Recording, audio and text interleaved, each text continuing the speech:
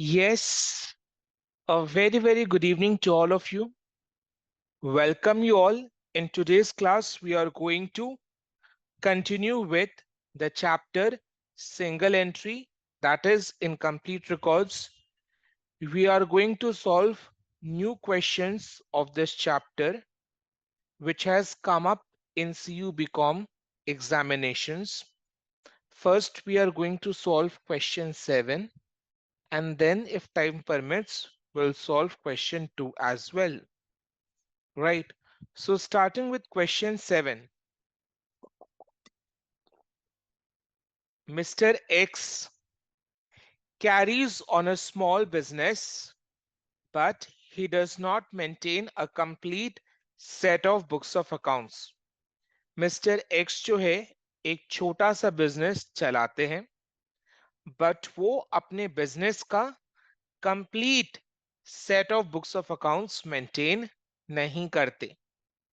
He banks all receipts. जो भी पैसा बिजनेस में रिसीव होता है, जो भी पैसा बिजनेस में रिसीव होता है, जो भी रुपए बिजनेस में रिसीव होते हैं, उन सारे मनी को वो बैंक में डिपॉजिट कर देते हैं and makes all the payments only by means of cheque. यानी मिस्टर एक्स बिजनेस से सारा पेमेंट चेक के थ्रू करते हैं. यानी मिस्टर एक्स अपने बिजनेस के लिए बैंकिंग चैनल्स का इस्तेमाल करते हैं. रिसीट और पेमेंट दोनों बैंकिंग चैनल्स के थ्रू होता है. राइट. जो भी रिसीव होता है वो बैंक में हाथों हाथ डिपॉजिट हो जाता है, एंड जो भी पेमेंट करना होता है वो वाया चेक पेमेंट किया जाता है. He maintains properly a cash book, a sales ledger and a purchases ledger. Cash book का मतलब क्या? जहां पर receipts and payments of cash record किया जाता है. तो मिस्टर एक्स कौन सा बुक्स ऑफ अकाउंट्स मेंटेन करते हैं? एक, कैश बुक मेंटेन करते हैं. कैश बुक में सारा receipts and payments of cash record किया जाता है. एक सेल्स लेजर मेंटेन करते हैं. सेल्स लेजर का मतलब सेल्स अकाउंट नहीं. सेल्स लेजर का मतलब डेटर्स अकाउंट. सेल्स लेजर का मतलब सेल्स अकाउंट नहीं, it is debtors account. And a purchases ledger. Purchases ledger का मतलब परचेजेस अकाउंट नहीं, it means creditors account.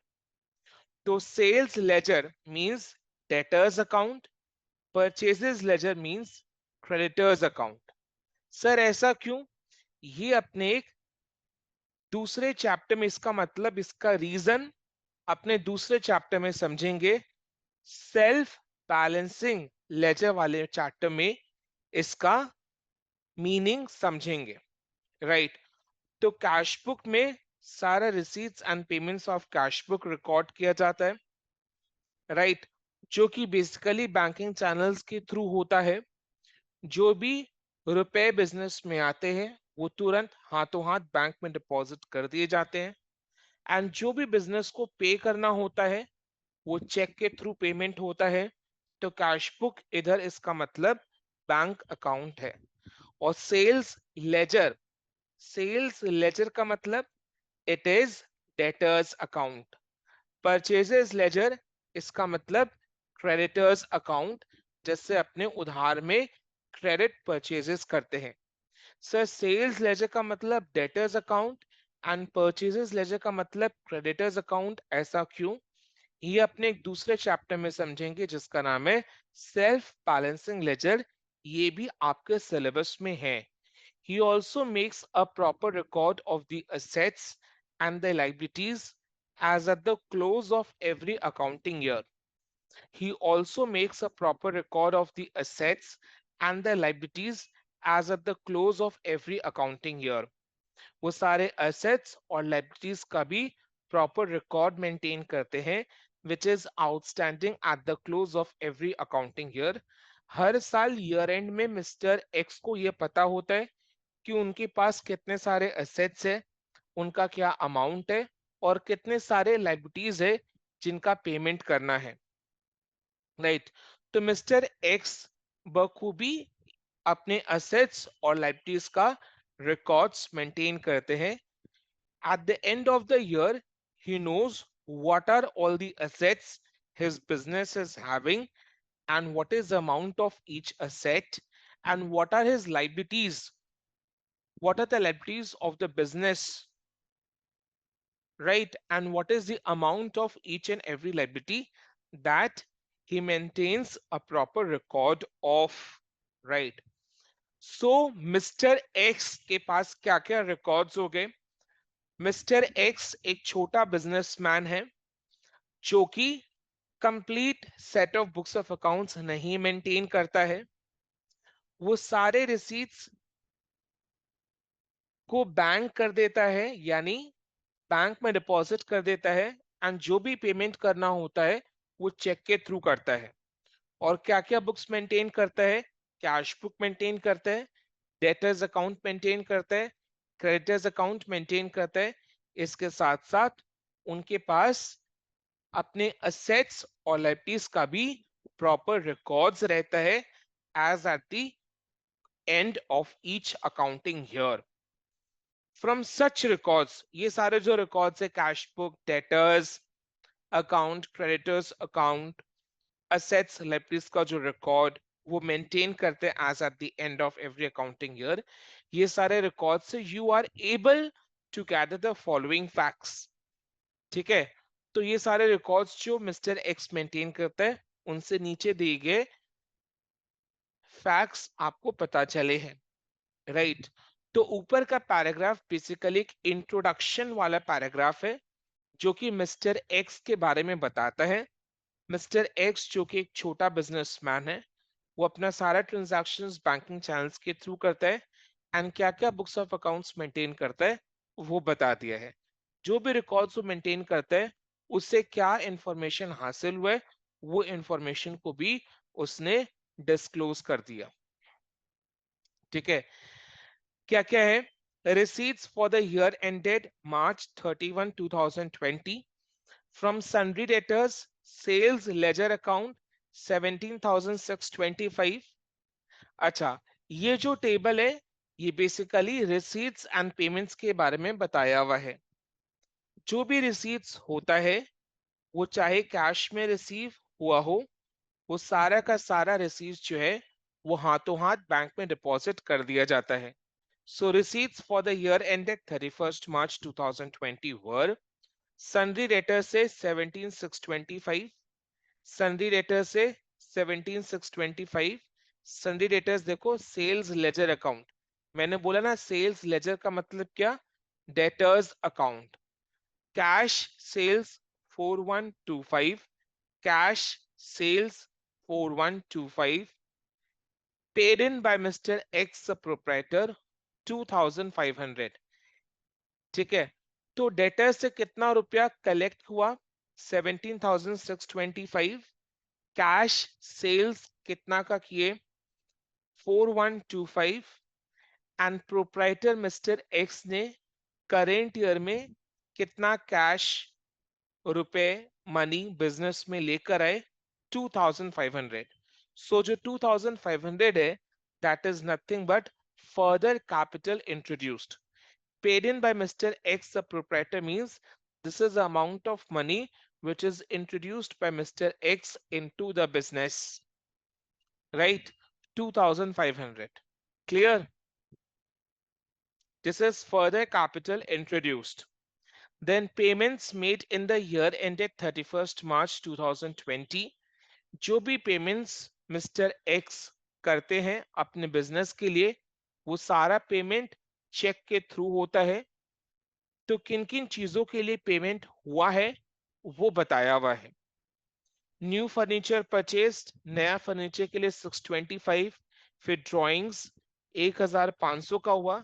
Wages, salaries, interest, telephone, rent, light and power, sundry expenses के लिए इतना इतना पेमेंट हुआ।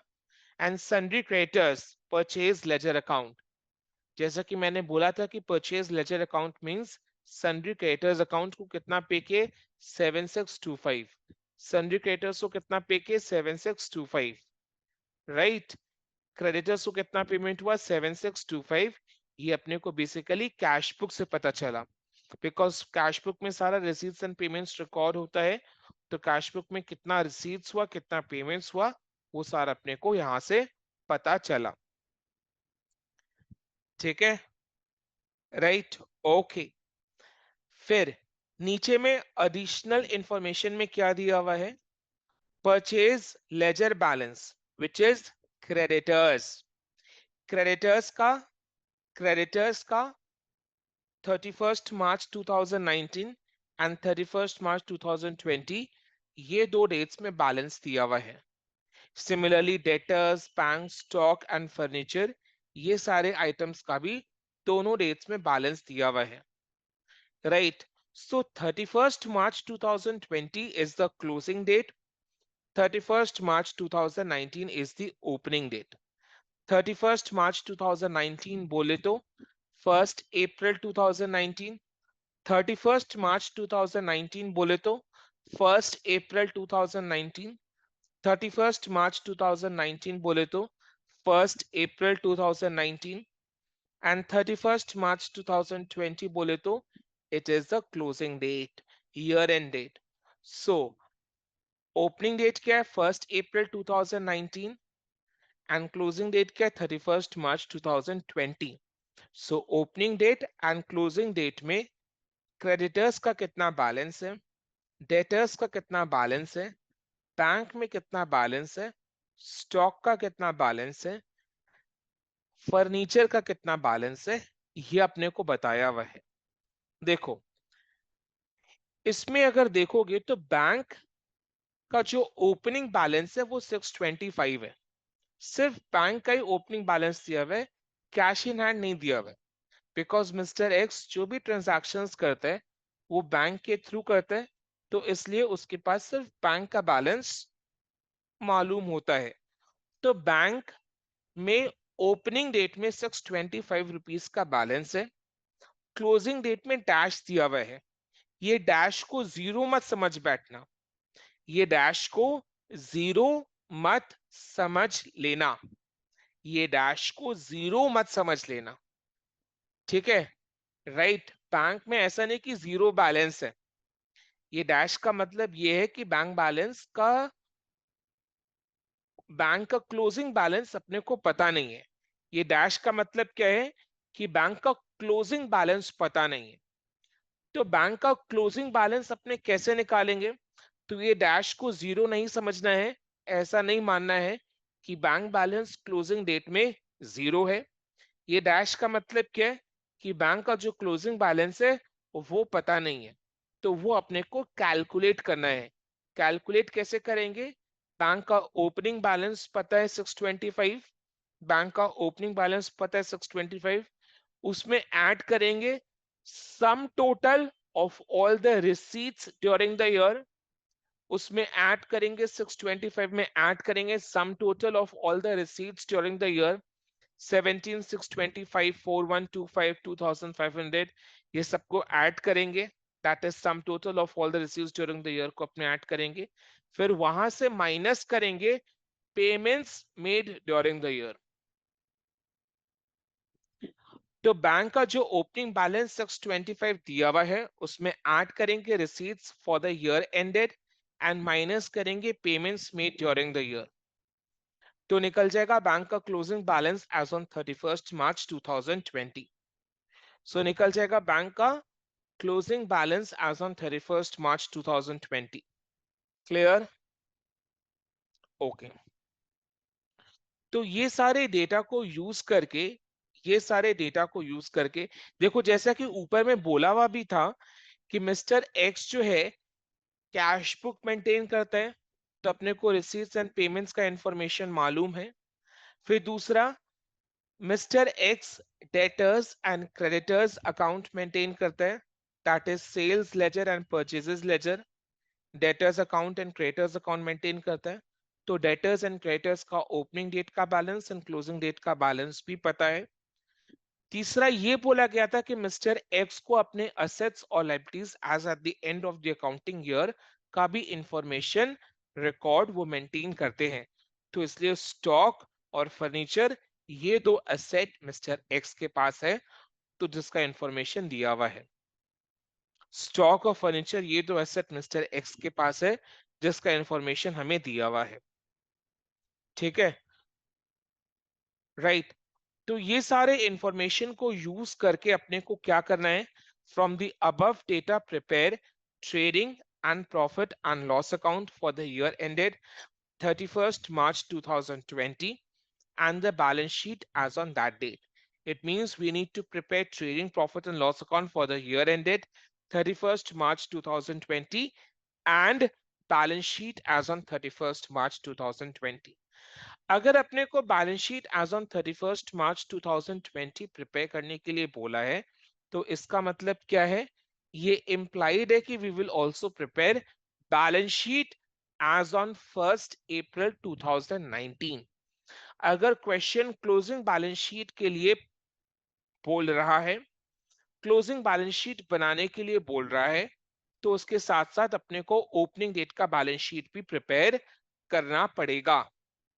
आई बात समझ में, राइट। ओपनिंग डेट का बैलेंस शीट अपने क्यों प्रिपेयर करते हैं, ओपनिंग डेट का बैलेंस शीट इसलिए प्रिपेयर करते हैं सो दैट ओपनिंग डेट का बैलेंस शीट से we get to know what is the opening balance of capital, opening balance of capital. Because पूरा क्वेश्चन को रीड कर लिए, कहीं पर भी कैपिटल का ओपनिंग बैलेंस को लेकर कुछ भी नहीं बोला हुआ है, सिर्फ इतना बोला हुआ है कि during the year mister x ने 2500 का कैपिटल अपने बिजनेस में इंट्रोड्यूस किया था। That is further capital introduced, fresh capital introduced, new capital introduced.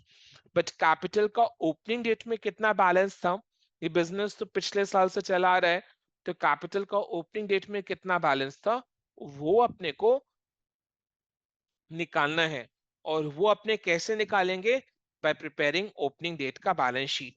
तो अपने को तीन चीज प्रिपेयर करना है by default, right. That is trading and profit and loss account, balance sheet and opening date का balance sheet and closing date का balance sheet. Balance sheet as on 1st April 2019, that is opening date का balance sheet, and balance sheet as on 31st March 2020, that is closing date का balance sheet. Clear? तो सबसे पहले अपने format prepare कर लेते हैं। फॉर्मेट प्रिपेयर करने का क्या स्ट्रेटजी बताया था, कॉपी को कॉपी को खोलो, take two pages, take two pages side by side, on the left hand side page which is on the left hand side उसमें trading profit and loss account का फॉर्मेट बनाओ, and page which is on the right hand side उसमें दोनों dates के balance sheet prepare करो। ठीक है,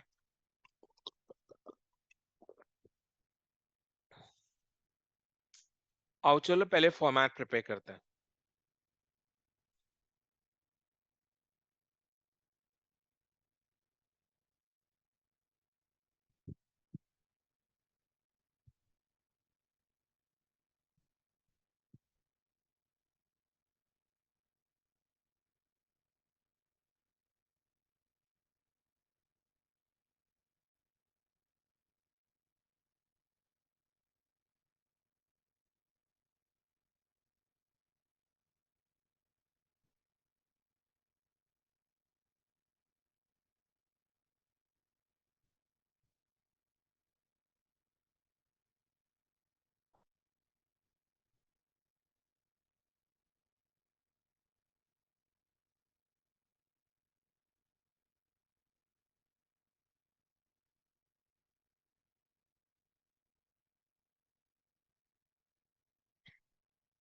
ऊपर में लिखेंगे in the books of mister x trading and profit and loss account for the year ended 31st March 2020।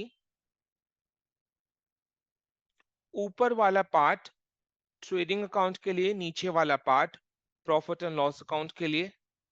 Then इसके ठीक बगल वाले पेज में ऊपर में क्लोजिंग डेट का balance sheet, that is balance sheet as on 31st March 2020,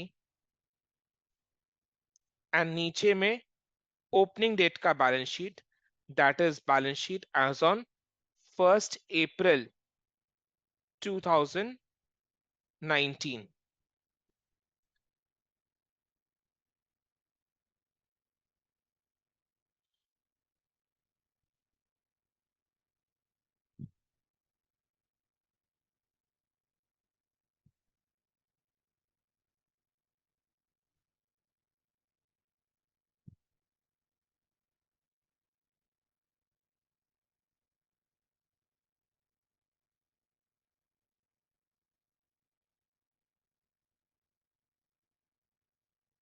format prepare हो गया तो यस बोलना। Yes sir. हो गया ना? ठीक है, चलो।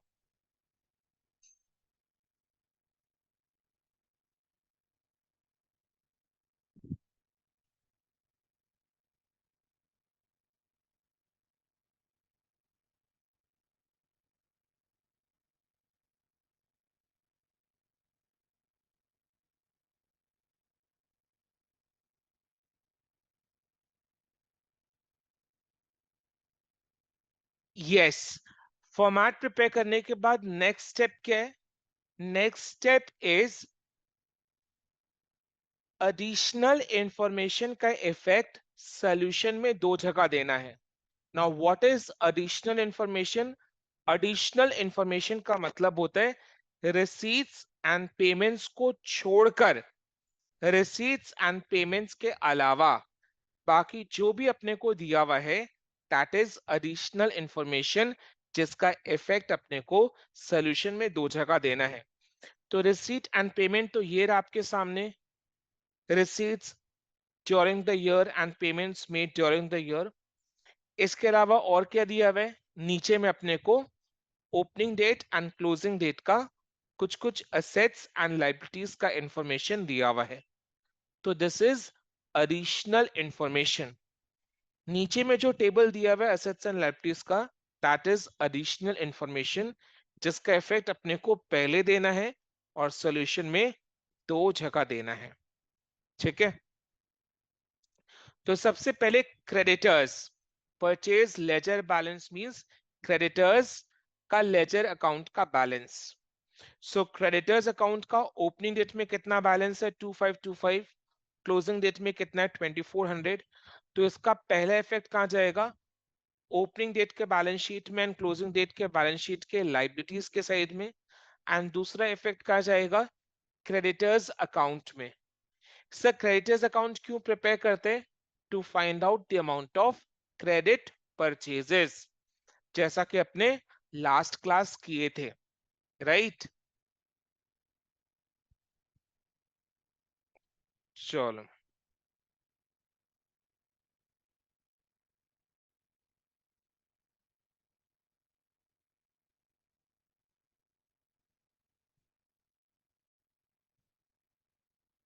यस, क्लोजिंग डेट का बैलेंस कितना है? 2400।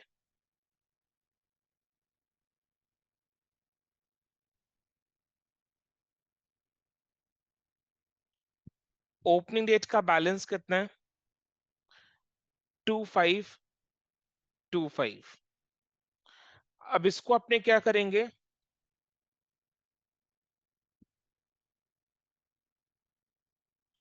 Debtors account, sorry creditors account में लिखेंगे। क्रेडिटर्स अकाउंट के क्रेडिट के साइड में by balance P/D 2525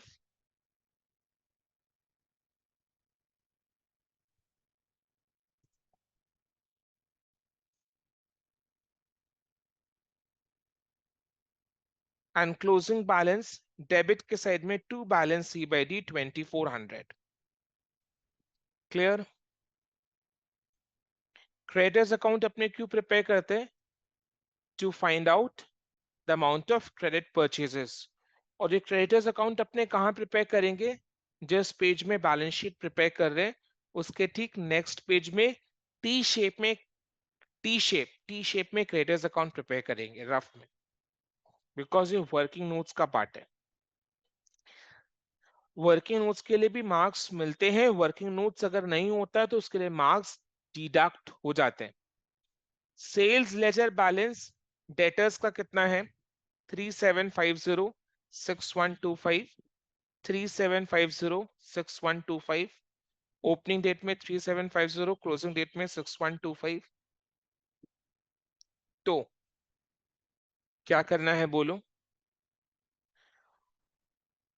closing balance sheet में एंड ओपनिंग बैलेंस शीट में असेट के साइड अपने डेटर्स का बैलेंस को लिखेंगे।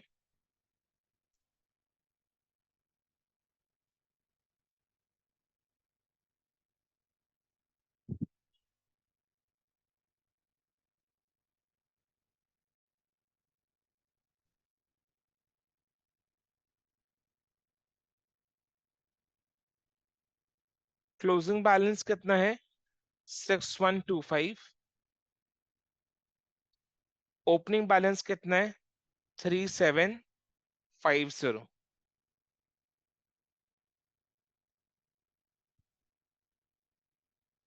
3750।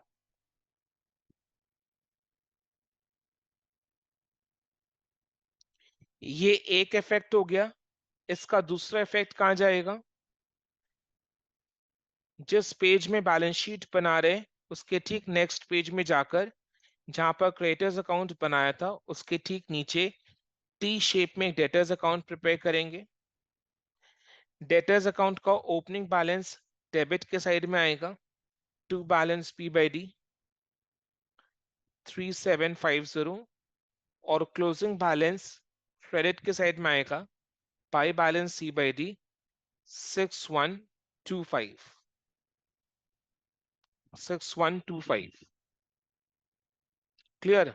सो डेटर्स अकाउंट और क्रेडिटर्स अकाउंट का अपने को बैलेंस मालूम, उसका इफेक्ट अपने दे दिए। ठीक है, नेक्स्ट।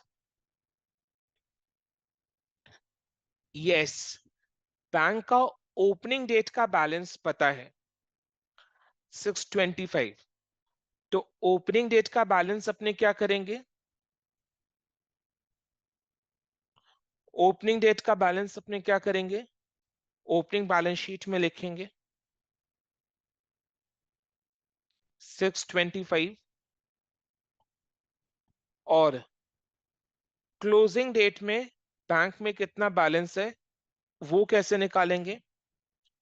जो ओपनिंग बैलेंस है 625 का, उसमें we will add receipts during the year and minus करेंगे पेमेंट्स ड्यूरिंग द ईयर।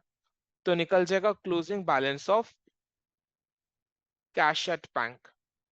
ठीक है, तो निकल जाएगा closing balance of cash at bank. तो closing balance of cash at bank prepare करने के लिए, मतलब closing balance of cash at bank निकालने के लिए अपने वर्किंग नोट्स में जाएंगे।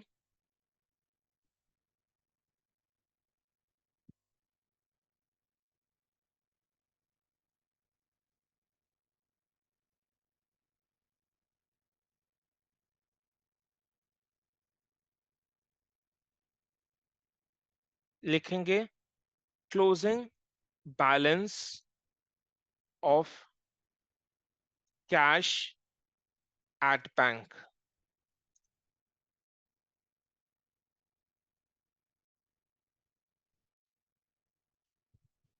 Opening balance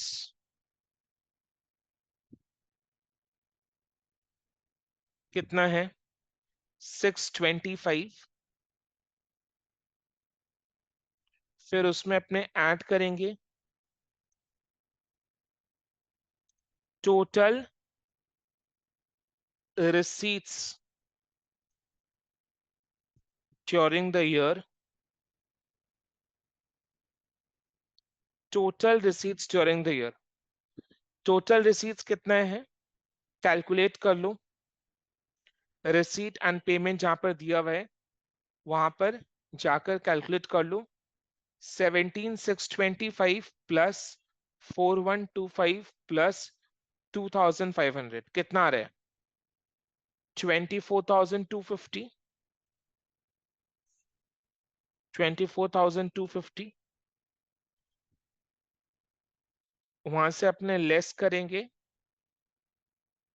total payments during the year.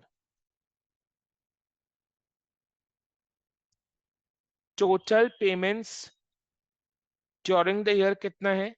625 plus 1500 plus 6725 plus 1125 plus 75 plus 125 plus 1200 plus 475 plus 2125 plus 7625 कितना आ रहा है? 21,600। 21,600 माइनस कर दो।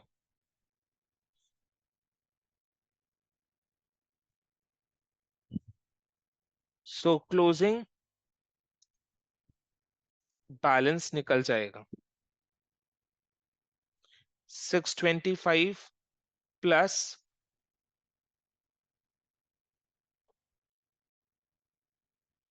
24,250 माइनस 21,600 कितना रहे?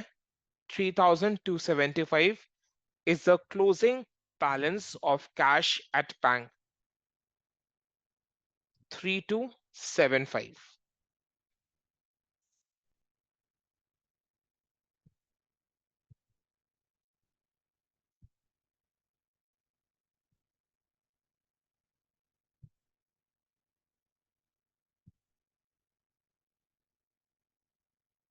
3,275.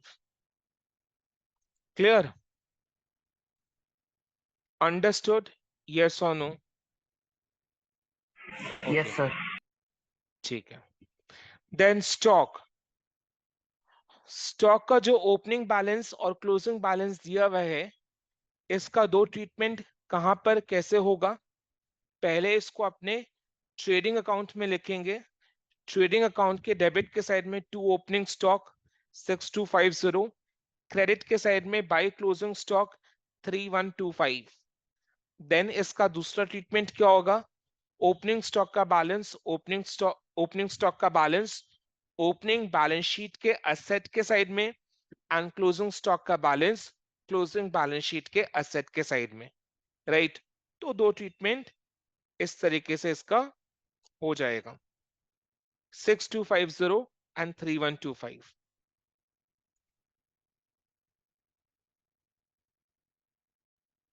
ट्रेडिंग अकाउंट के डेबिट के साइड में to opening stock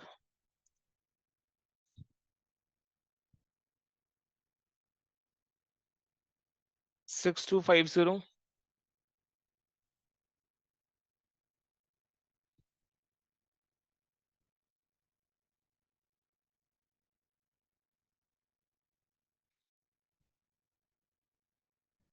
bye closing stock 3125।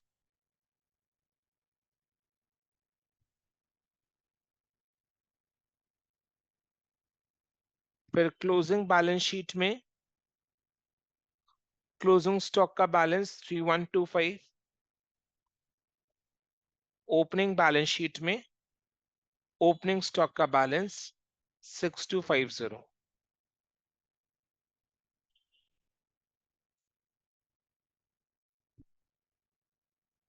ठीक है।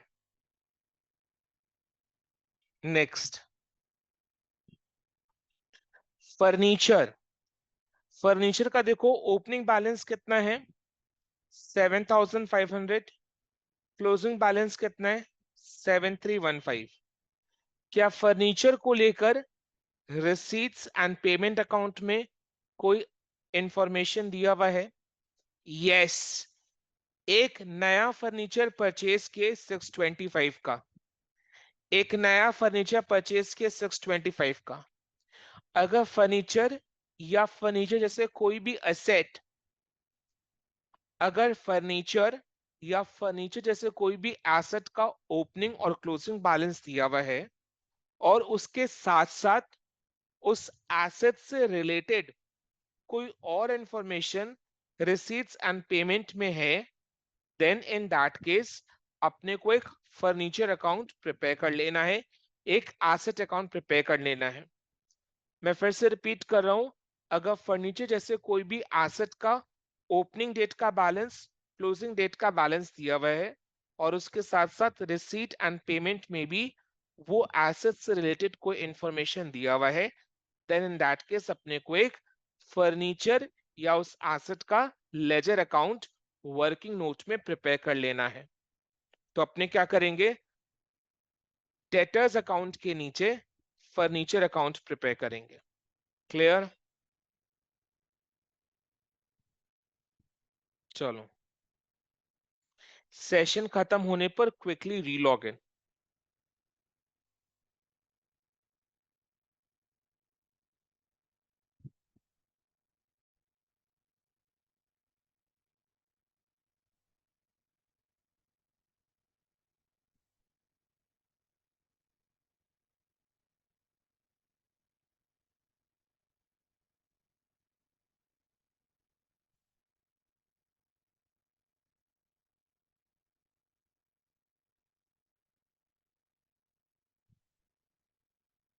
फर्नीचर अकाउंट अपने प्रिपेयर कर रहे हैं।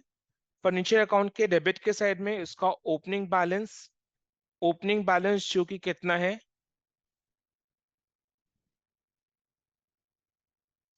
It is 7,500, and closing balance credit के साइड में जो कि कितना है, 7,315। क्योंकि ये दोनों फिगर्स एडिशनल इंफॉर्मेशन में दिए हुए हैं, तो इसका दो जगह ट्रीटमेंट जाएगा। तो पहला, अपने क्या किए, फर्नीचर अकाउंट के डेबिट के साइड में ओपनिंग बैलेंस लिखे एंड क्रेडिट के साइड में क्लोजिंग बैलेंस लिखे।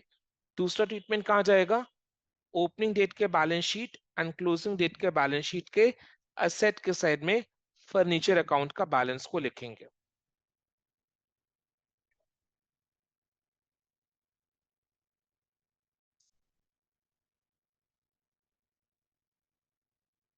कितना है, इट इज 7,500 ओपनिंग डेट का बैलेंस,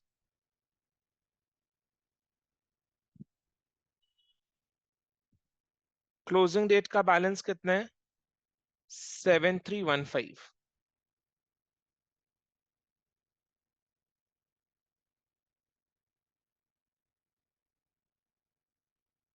क्लोजिंग डेट का बैलेंस कितना है, 7,315। तो क्लोजिंग बैलेंस शीट में जाएगा। फिर furniture purchased during the year कितना है, देखो, रिसीट एंड पेमेंट के पेमेंट वाले साइड में न्यू फर्नीचर परचेज 625 है। तो जब भी नया फर्नीचर परचेज करते हैं तो एंट्री क्या पास होता है, furniture account debit to bank, furniture account debit to bank, furniture account debit to bank. Clear? Furniture is an asset, तो असेट के लिए क्या रूल फॉलो करते हैं, एसेट को डेबिट करते हैं when it comes in, credit करते हैं व्हेन इट गोज आउट। तो फर्नीचर नया परचेज किए तो फर्नीचर हैज कम इन, तो फर्नीचर अकाउंट डेबिट, और क्रेडिट करेंगे बैंक को बिकॉज बैंक से इसके लिए पैसा निकल गया। ठीक है, 625, 625 रिसीट एंड पेमेंट में दिया हुआ था ना। तो रिसीट एंड पेमेंट में जो इंफॉर्मेशन दिया हुआ रहता है उसका यूज अपने सॉल्यूशन में एक जगह करते हैं। रिसीट एंड पेमेंट में जो इंफॉर्मेशन दिया हुआ रहता है उसका यूज अपने सॉल्यूशन में एक जगह करते हैं। तो इस तरीके से नीचे में जो बॉक्स दिया हुआ है जिसमें असेट्स एंड लायबिलिटीज के ओपनिंग डेट का बैलेंस एंड क्लोजिंग डेट का बैलेंस है, वो सारे फिगर्स को हमने सॉल्यूशन में दो जगह यूज कर लिया। नेक्स्ट अपने क्या करेंगे, इसके बाद नेक्स्ट स्टेप क्या है, रिसीट्स एंड पेमेंट का जो इंफॉर्मेशन है, रिसीट्स एंड पेमेंट्स का जो इंफॉर्मेशन है उसको सॉल्यूशन में एक जगह यूज करेंगे। राइट? जैसे पहला रिसीट क्या है, receipt from sundry debtors, debtors से कितना अमाउंट रिसीव हुआ, 17,625। तो इसको अपने एक ही जगह यूज करेंगे। वो एक जगह क्या हो गया, डेटर्स अकाउंट में। जब भी डेटर से पैसा मिलता है तो एंट्री क्या पास होता है? Bank account debit to debtors, bank account debit to debtors. So debtors के क्रेडिट के साइड में पाई बैंक कलेक्शन कितना? 17,625, 17,625। नेक्स्ट, कैश सेल्स 4125 दिया हुआ है, कैश सेल्स 4125 दिया हुआ है। तो सेल्स, कैश सेल्स का मतलब क्या? पैसे लेकर गुड्स को बेचा, पैसे लेकर गुड्स को बेचा, तो this is cash sales. Sales है तो सेल्स का फिगर कहां जाएगा? सेल्स का फिगर ट्रेडिंग अकाउंट के क्रेडिट के साइड में जाएगा, सेल्स का फिगर ट्रेडिंग अकाउंट के क्रेडिट के साइड में जाएगा। आई बात समझ में? ठीक है। दो टाइप का सेल्स होता है, एक कैश सेल्स, दूसरा क्रेडिट सेल्स। दो टाइप का सेल्स होता है, एक कैश सेल्स, दूसरा क्रेडिट सेल्स। क्रेडिट सेल्स का फिगर हमें कहां से मिलेगा? डेटर्स अकाउंट से मिलेगा। कैश सेल्स का फिगर कहां से मिलेगा? वो अपने को दिया हुआ है, कितना है? 4125।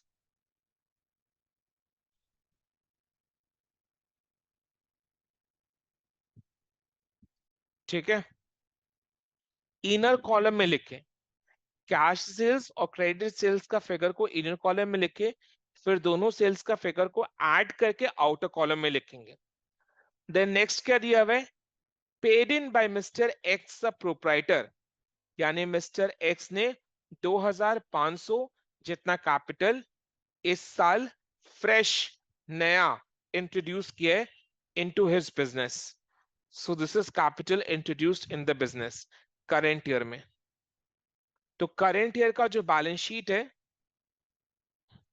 यानी क्लोजिंग बैलेंस शीट, उसके लाइबिलिटीज के साइड में कैपिटल अकाउंट में सबसे पहले ओपनिंग बैलेंस के लिए जगह बनाएंगे। ओपनिंग बैलेंस हमें कहां से पता चलेगा? ओपनिंग बैलेंस शीट से पता चलेगा। उसमें अपने ऐड करेंगे, ठीक है, फर्दर कैपिटल इंट्रोड्यूस्ड।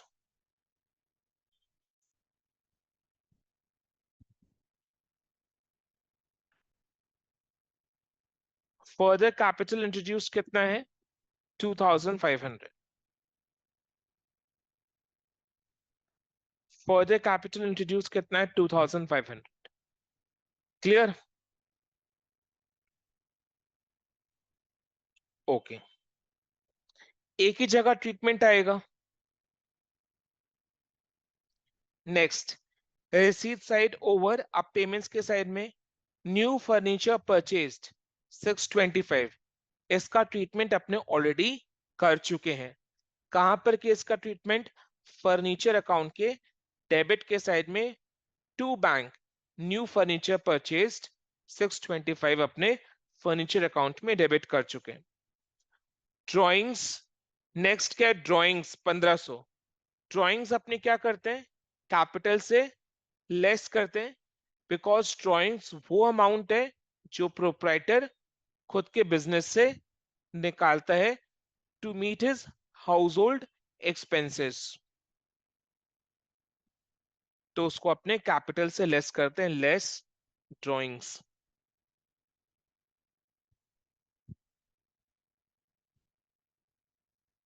कितना? 1500।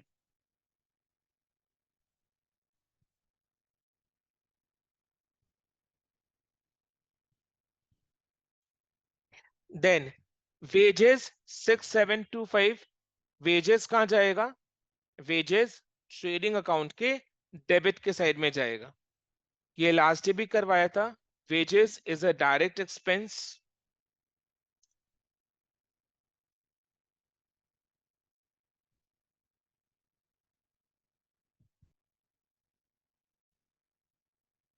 इन कनेक्शन विद प्रोडक्शन और परचेज, जो कि ट्रेडिंग अकाउंट में जाता है।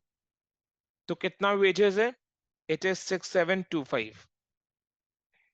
It is 6725. 6725.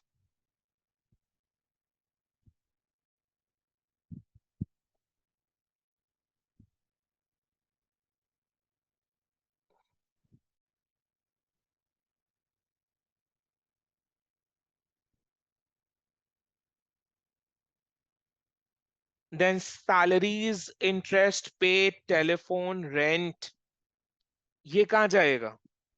Salaries, interest, telephone, rent, light and power, sundry expenses, ये सारा खर्चा वन बाय वन करके प्रॉफिट एंड लॉस अकाउंट के डेबिट के साइड में जाएगा. Salaries, interest, telephone, rent, light and power, sundry expenses, ये सारे प्रॉफिट एंड लॉस अकाउंट के डेबिट के साइड में जाएगा.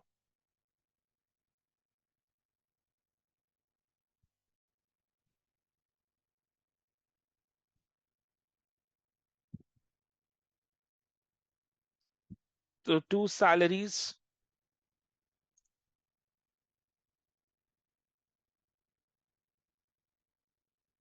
कितना? 1125, एक ही जगह जाएगा. Then to interest, 75.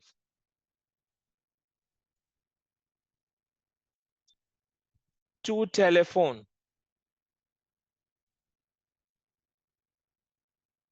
125. To rent, 1200.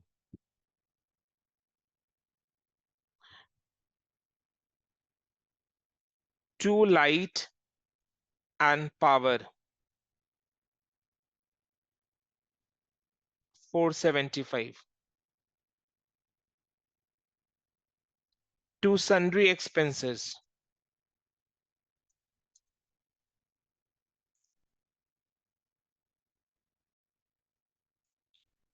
2125.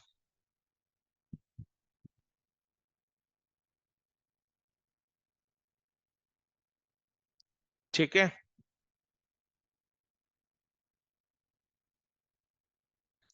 Then last information क्या दिया हुआ है? sundry creditors 7625. 7625 क्रेडिटर्स को मिस्टर एक्स ने पेमेंट किया है. 7625 means it is the amount which is paid to the creditors. तो जब भी अपने क्रेडिटर्स को पेमेंट करते हैं तो उसके लिए क्या एंट्री पास होता है? Creditors account debit to bank. Creditors account debit to bank. So creditors account में आ जाओ. क्रेडिटर्स अकाउंट के डेबिट के साइड में टू बैंक.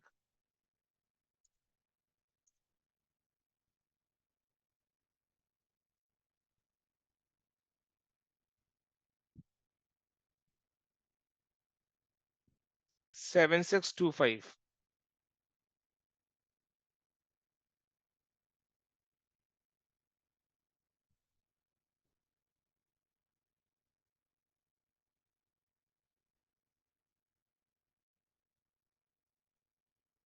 ठीक है. तो इस तरीके से हम लोगों ने रिसीट्स एंड पेमेंट्स का भी सारा इंफॉर्मेशन को सॉल्यूशन में एक जगह यूज कर लिया. राइट. तो क्वेश्चन 7 का सारा इंफॉर्मेशन सॉल्यूशन में यूज हो गया. राइट. नेक्स्ट नेक्स्ट स्टेप क्या है?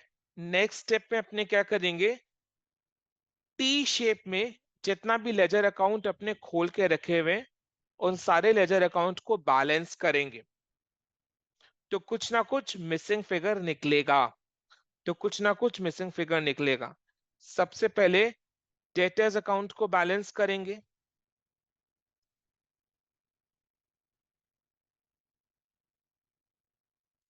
डेटर्स अकाउंट अपने प्रिपेयर किस लिए करते हैं बोलो तो? सेल्स का इंफॉर्मेशन निकालने के लिए. क्रेडिट सेल्स का इंफॉर्मेशन निकालने के लिए. तो देखो डेटर्स अकाउंट को जब बैलेंस किया तो डेटर्स अकाउंट के डेबिट के साइड में एक बैलेंसिंग फिगर आ रहा है 20,000. और डेटर्स को अपने डेबिट कब करते हैं? जब उनको अपने क्रेडिट सेल्स करते हैं। तो क्रेडिट सेल्स कितने का है? 20,000। ये 20,000 का दूसरा इफेक्ट कहाँ जाएगा? ट्रेडिंग अकाउंट के क्रेडिट के साइड में अपने कैश सेल्स के नीचे इसको ऐड कर देंगे। ऐड करके टोटल सेल्स आउटर कॉलम में 24,125 निकल जाएगा। 24,125 इज टोटल सेल्स। नेक्स्ट अपने क्रेडिटर्स अकाउंट को बैलेंस करेंगे। क्रेडिटर्स अकाउंट अपने क्यों प्रिपेयर करते हैं? क्रेडिटर्स अकाउंट अपने क्रेडिट परचेजेस निकालने के लिए प्रिपेयर करते हैं। क्रेडिट परचेजेस निकालने के लिए प्रिपेयर करते हैं। तो जब अपने क्रेडिटर्स अकाउंट प्रिपेयर किए तो क्रेडिटर्स अकाउंट के क्रेडिट के साइड में एक बैलेंसिंग फिगर आ रहा है। ठीक है, क्रेडिट के साइड में एक बैलेंसिंग फिगर आ रहा है। वो बैलेंसिंग फिगर क्या चीज का है? इट इज क्रेडिट परचेजेस का। बिकॉज क्रेडिटर्स को अपने क्रेडिट कब करते हैं?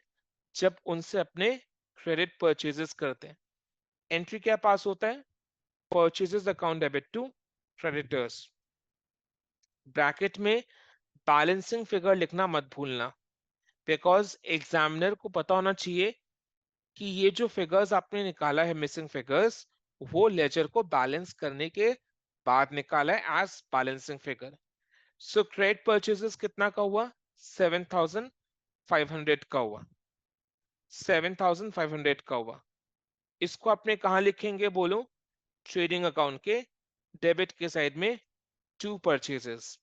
इसका दूसरा इफेक्ट कहाँ जाएगा? ट्रेडिंग अकाउंट के डेबिट के साइड में to purchases. Clear? Okay. Then next कौन सा लेजर अकाउंट ओपन किया हुआ है? Furniture account. फर्नीचर अकाउंट को जब अपने बैलेंस करेंगे तो देखोगे क्रेडिट के साइड में एक बैलेंसिंग फिगर निकलेगा। कितना अमाउंट का आ रहा है वो बैलेंसिंग फिगर बताओ? It is coming to 810। It is coming to 810। It is coming to 810। ठीक है, इट इज कमिंग टू 810। अब कोई भी एसेट जैसे फर्नीचर, फर्नीचर को अपने क्रेडिट कब कर सकते हैं? दो रीजंस हो सकता है, जब फर्नीचर सेल हुआ हो या जब फर्नीचर डेप्रिशिएट हुआ हो। दो रीजंस की वजह से अपने कोई भी एसेट को क्रेडिट करते हैं, या तो वो एसेट सेल हुआ है या तो वो एसेट डेप्रिशिएट हुआ है। डेप्रिसिएशन या sale are the two reasons जिसके वजह से अपने एसेट अकाउंट को क्रेडिट करते हैं। तो या तो 810 का फर्नीचर सेल हुआ है या 810 से फर्नीचर डेप्रिशिएट हुआ है। Which one is through? अब देखो, अगर 810 का फर्नीचर सेल हुआ होता, यानी फर्नीचर को सेल करके 810 बैंक में आता। अगर फर्नीचर 810 सेल हुआ होता, यानी फर्नीचर को सेल करके 810 बैंक में आता, यानी 810 बैंक में आता, यानी 810 बैंक में आता। तो अगर वो बैंक में आता तो रिसीट्स वाले साइड में फर्नीचर सेल ऑफ फर्नीचर लिखा हुआ होता। 810 अगर सेल ऑफ फर्नीचर होता यानी 810 बैंक में आता, तो रिसीट वाले साइड में sale, receipt from sale of furniture लिखा हुआ रहता 810। बट रिसीट के साइड में सेल ऑफ फर्नीचर दिया हुआ है? Answer is no. रिसीट के साइड में ऐसा कोई भी इंफॉर्मेशन नहीं दिया हुआ है कि फर्नीचर का सेल करके इतना पैसा आया है। तो अगर रिसीट के साइड में सेल वाला कोई भी इंफॉर्मेशन नहीं है, यानी 810 is not sale of furniture, it is what? It is depreciation. It is depreciation, यानी 810 से फर्नीचर डेप्रिशिएट हुआ है, यानी 810 से फर्नीचर डेप्रिशिएट हुआ है। तो अपने क्या करेंगे? डेप्रिसिएशन का फिगर निकाला 810 और उसको पीएल अकाउंट के डेबिट के साइड में लिखेंगे टू डेप्रिसिएशन ऑन फर्नीचर। इसीलिए मैंने बोला था, अगर कोई भी एसेट का ओपनिंग डेट का बैलेंस एंड क्लोजिंग डेट का बैलेंस दिया हुआ है एंड उसके साथ साथ रिसीट एंड पेमेंट में वो एसेट से रिलेटेड कोई और इंफॉर्मेशन भी है, then in that case it is better कि आप वो एसेट का टी शेप में लेजर अकाउंट बना लो। टी शेप में लेजर अकाउंट बनाने से क्या होता है, कोई ना कोई बैलेंसिंग फिगर का पता चलता है, राइट, कोई ना कोई मिसिंग फिगर का पता चलता है। तो इस केस में जो मिसिंग फिगर है, जो बैलेंसिंग फिगर है, वो क्या चीज का है, डेप्रिसिएशन का है। ठीक है, तो हम लोगों ने टी शेप में क्या क्या लेजर अकाउंट प्रिपेयर किया था, debtors account, creditors account and furniture account. ये तीनों अकाउंट को अपने बैलेंस कर चुके, और जो बैलेंसिंग फिगर निकला उसको अपने सही जगह पुट भी कर दिए। और तो कोई लेजर अकाउंट प्रिपेयर नहीं किया हुआ है।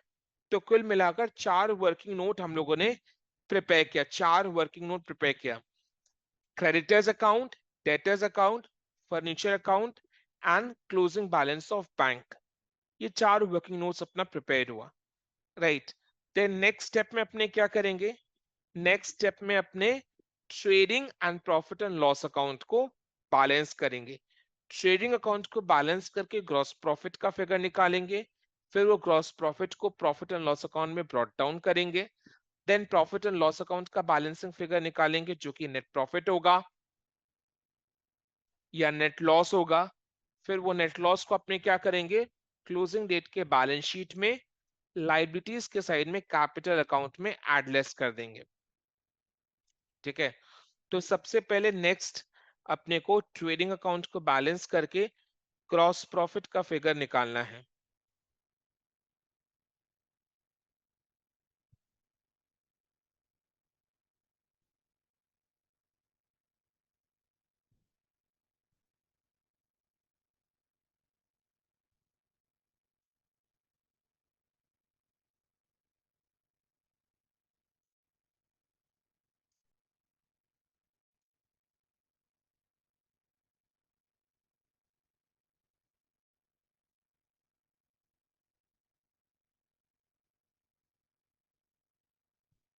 ग्रॉस प्रॉफिट कितना निकला है, 6775, जिसको अपने क्या करेंगे, प्रॉफिट एंड लॉस अकाउंट के क्रेडिट के साइड में ब्रॉट डाउन कर देंगे। कितना, 6775। Then profit and loss account को अपने क्या करेंगे,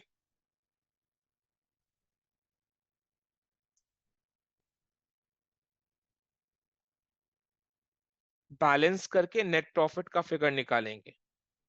नेट प्रॉफिट कितना आ रहा है,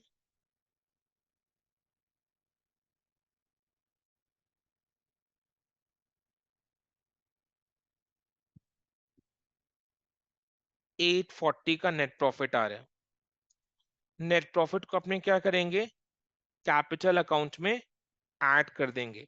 बिकॉज जो भी बिजनेस कमाता है वो किसके लिए कमाता है, अपने प्रोप्राइटर के लिए कमाता है। और प्रोप्राइटर के नाम से कौन सा अकाउंट चलाता है, कैपिटल अकाउंट। तो कैपिटल अकाउंट में अपने ऐड कर देंगे। Closing balance sheet,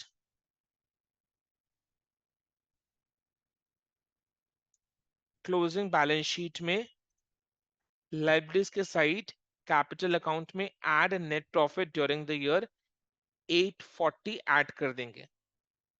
next step में अपने क्या करेंगे, तो trading and profit and loss account complete.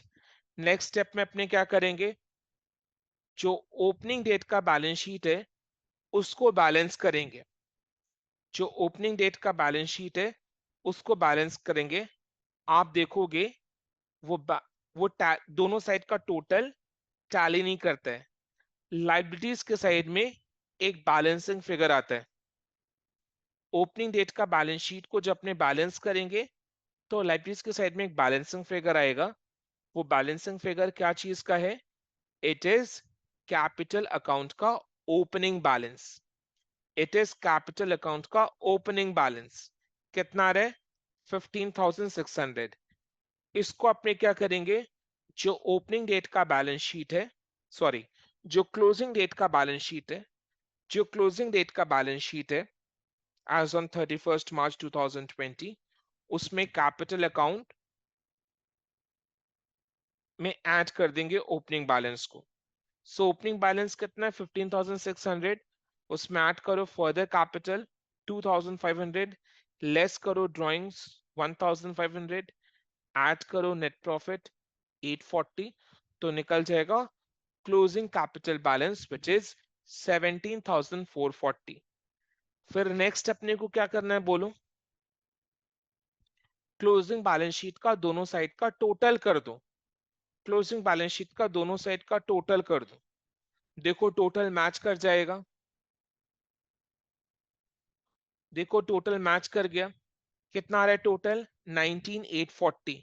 19,840। ठीक है।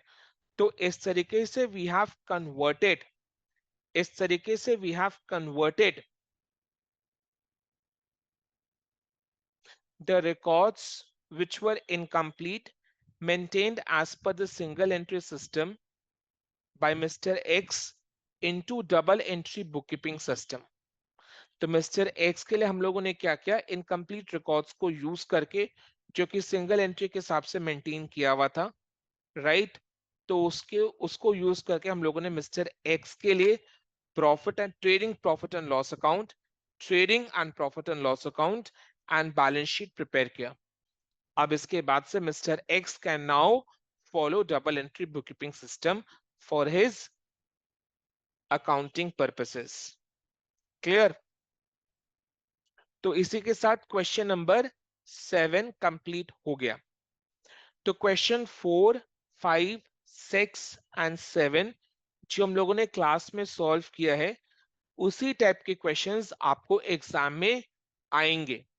और सिंगल एंट्री जिस क्वेश्चन में आएगा, उसके ऑल्टरनेट में आपको एनपीओ से एक क्वेश्चन देगा। ठीक है। तो either you attempt a question on single entry or you attempt a question on NPO. दोनों ही इजी चैप्टर है, दोनों ही इजी चैप्टर है। Either you attempt a question on single entry or you attempt a question on NPO, दोनों ही easy chapter है। Single entry अपने क्लास में खत्म कर रहे हैं। एनपीओ वाले चैप्टर का मैं प्रीवियस बैच का रिकॉर्डिंग्स आपके साथ शेयर कर दूंगा, जिसको आप अपने समय अनुसार, अपने कंफर्ट अनुसार घर बैठकर देख सकते हो। एनपीओ मैंने क्लास में खत्म करवा दिया, राइट? सॉरी, सिंगल एंट्री मैंने क्लास में खत्म करवा दिया। सिंगल एंट्री वाला चैप्टर मैंने क्लास में खत्म करवा दिया। एनपीओ का जो chapter non profit organisation, non profit organisation का जो चैप्टर है, वो चैप्टर का recordings, class recordings previous batch का मैं आपके साथ शेयर कर दूंगा, जिसको आप अपने कंफर्ट के हिसाब से घर बैठकर देख सकते हो। बिकॉज जिस क्वेश्चन में आपको सिंगल एंट्री से क्वेश्चन आएगा, वो सेम क्वेश्चन के ऑल्टरनेटिव में आपको एनपीओ से आएगा। So either you attempt a question on single entry or you attempt a question on NPO, दोनों में से कोई भी एक अटेम्प्ट करना है। तो आप चाहो तो एग्जाम के लिए भी दोनों में से कोई भी एक चैप्टर पढ़ के जा सकते हो, या सिंगल एंट्री का चैप्टर पढ़ के जा सकते हो, या एनपीओ का चैप्टर पढ़ के जा सकते हो। दोनों में से कोई भी एक आपको अटेम्प्ट करना है, तो आप दोनों में से कोई भी एक चैप्टर को पढ़ के जा सकते हो, दूसरे चैप्टर को छोड़ के जा सकते हो। सिंगल एंट्री का चैप्टर मैंने क्लास में खत्म करवा दिया। जितना करवाया that is more than sufficient for you to attempt a question in the exam. जो भी सम्स क्लास में करवाया है, वो सारे क्वेश्चंस को प्रैक्टिस करोगे, सिर्फ क्लास वर्क के क्वेश्चंस को प्रैक्टिस करोगे। बाकी कहीं से भी, किसी भी बुक में से भी क्वेश्चन को प्रैक्टिस करने की जरूरत एकदम भी नहीं पड़नी चाहिए, एकदम भी नहीं पड़ेगी। बिकॉज ये सारे ट्राइड एंड टेस्टेड टेक्निक्स है, ये सारे ट्राइड एंड टेस्टेड टेक्निक्स से क्लास में जो भी क्वेश्चन सॉल्व करवाता हूँ, वहीं से आपको एग्जाम में क्वेश्चंस आते, फिगर्स को चेंज करके, चाहे वो सेमेस्टर 1 हो, 2 हो, 3 हो, 4 हो, 5 हो, 6 हो, राइट? अभी आपने पिछले टर्म में, मतलब अभी आपने हाल ही में अगर मेरा व्हाट्सएप स्टेटस देखा होगा, तो सेमेस्टर 5 का जो टैक्सेशन 2 का पेपर था, सेमेस्टर 5 का जो टैक्सेशन 2 का पेपर था, वो टैक्सेशन 2 का 80 मार्क्स का 80 पूरे वहीं से आया था, जो क्वेश्चंस मैंने क्लास में सॉल्व कराया था, मतलब पूरा पेपर वही क्वेश्चन से था जो मैंने क्लास में सॉल्व करवाया था। तो आपके लिए भी वही सेम चीज एप्लीकेबल है। जो भी क्वेश्चंस मैं क्लास में सॉल्व कराऊं, सिर्फ उतना ही करके जाना है। बाकी बाहर से कोई भी बुक से, किसी भी जगह से, कहीं और से, किसी और टीचर के मटेरियल से कोई भी प्रैक्टिस करने, कोई भी क्वेश्चन प्रैक्टिस करने का जरूरत एकदम भी नहीं है। जितना क्लास में करवाऊं that is more than sufficient. तो यही अपने को मान के चलना है। आई बात समझ में? राइट। तो सिंगल एंट्री पर अपने एक और क्वेश्चन सॉल्व करेंगे, क्वेश्चन 2। फिर इस चैप्टर को आज अपने खत्म करेंगे। Next day will start with a new chapter. Next class कब है? नेक्स्ट क्लास कल ही है। अब से हमारा क्लास रेगुलर बेसिस में हर दिन होगा। Excuse me sir. हाँ बेटा बोलो। सर मैं बोल रहा था कि स्टेटमेंट ऑफ अफेयर मेथड हम लोग का सिलेबस में नहीं है क्या? नहीं, वो आप statement of affairs is balance sheet, ये कोई मेथड नहीं है। Statement of affairs is balance sheet. Okay sir. ठीक है। आप स्टेटमेंट ऑफ अफेयर्स बोलो या बैलेंस शीट बोलो, एक ही बात है। तो ऐसा वो कोई मेथड नहीं है।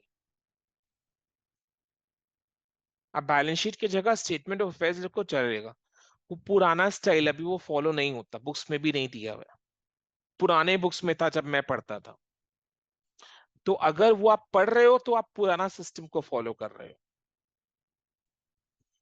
ठीक है, जो कि अभी एप्लीकेबल नहीं है, मतलब अभी के बुक्स में भी नहीं है। ठीक है, चलो ओके। क्वेश्चन 2 अपने कर रहे हैं। Anwar is a retail merchant who keeps his books in single entry system. From the particulars given below, you are required to prepare a trading and profit and loss account for the year ended 31st December 2020। यानी ये वाले question में अपने को trading and profit and loss account he prepare करना है। इस type का क्वेश्चन एग्जाम में आता नहीं है। ये जस्ट एक बार प्रैक्टिस करवाने के लिए करवा रहा हूं कि अगर आ गया तो।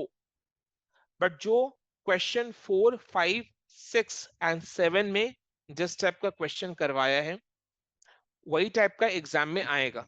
Question 2 just for the sake of practice है।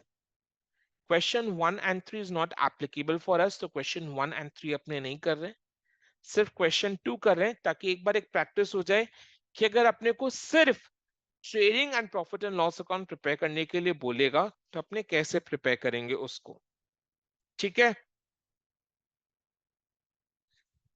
तो अपने को इस में सिर्फ trading and profit and loss account prepare करना है। बैलेंस शीट प्रिपेयर नहीं करना है। बैलेंस शीट प्रिपेयर नहीं करना है। ठीक है, बैलेंस शीट प्रिपेयर नहीं करना है। ना ओपनिंग डेट का बैलेंस शीट, ना क्लोजिंग डेट का बैलेंस शीट। तो सिर्फ trading and profit and loss account का फॉर्मेट प्रिपेयर कर लो।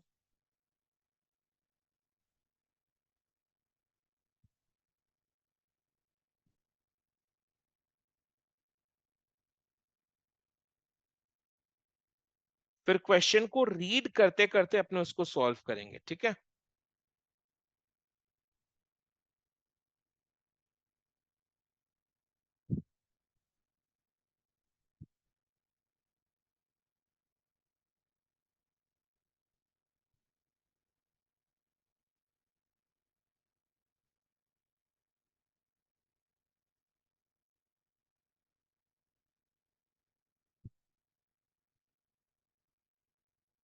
किसके बुक्स में प्रिपेयर करना है? In the books of Anwar.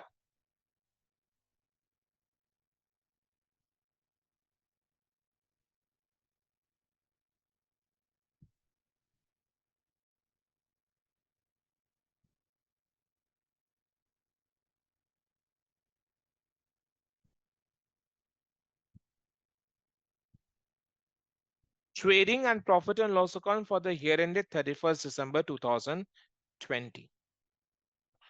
Trading and profit and loss account for the year ended 31st December 2020. Clear?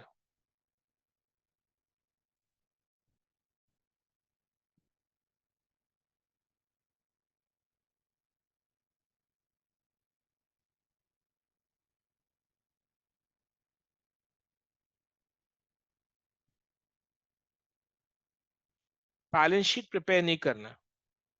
Format जब प्रिपेयर हो जाए एक बार यस बोलेंगे।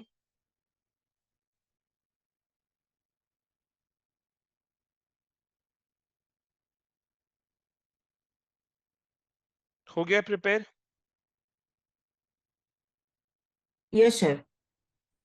चलो, आप क्वेश्चन को रीड करते करते क्वेश्चन को सॉल्व भी करते जाएंगे।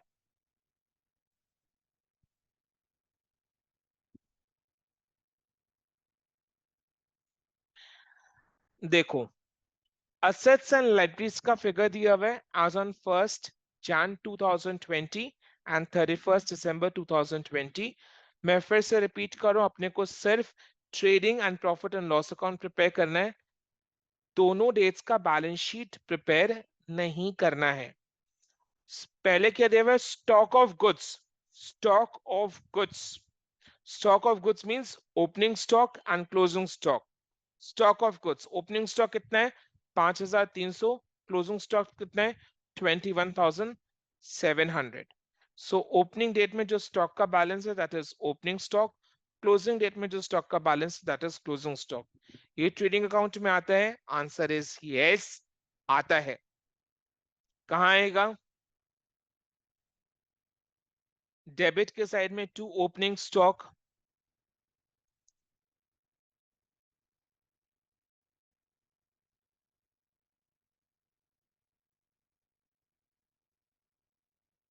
5300। क्रेडिट के साइड में बाई क्लोजिंग स्टॉक,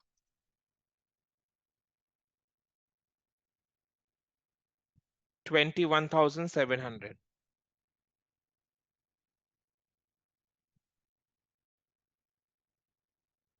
ठीक है, next. Then sundry debtors and sundry creditors. Sundry debtors and sundry creditors, ये दो इंफॉर्मेशन दिया हुआ है। Sundry debtors and sundry creditors, ये दो इंफॉर्मेशन दिया हुआ है, राइट? इसका ओपनिंग डेट का बैलेंस एंड क्लोजिंग डेट का बैलेंस दिया हुआ है।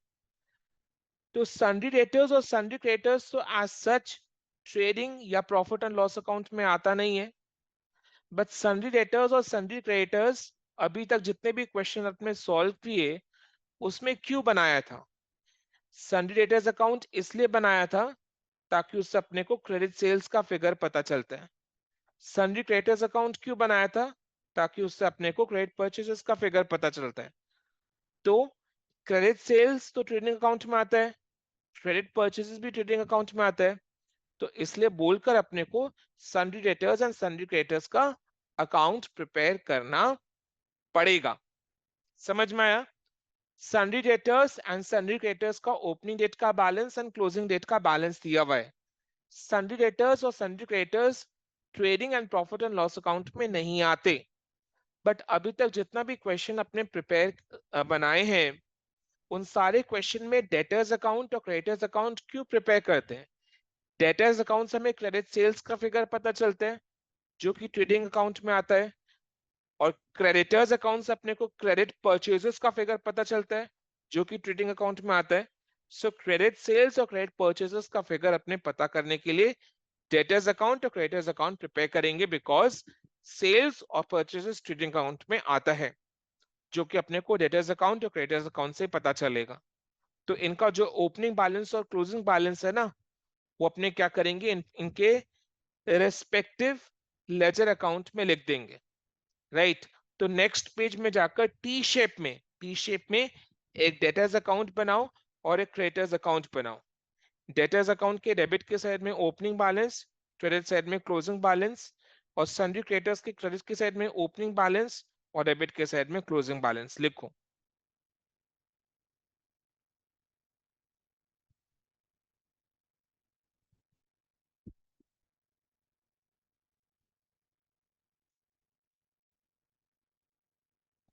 Relog in after the session expires.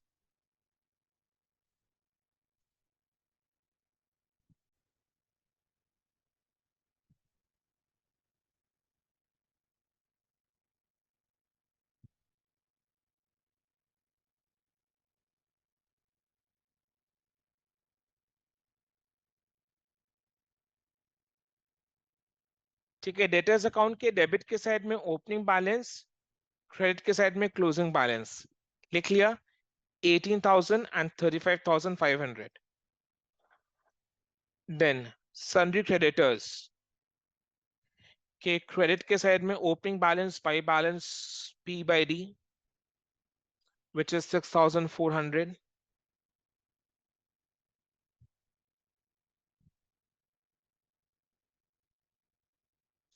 और टू बैलेंस, और डेबिट के साइड में closing balance to balance C by D, 11,800.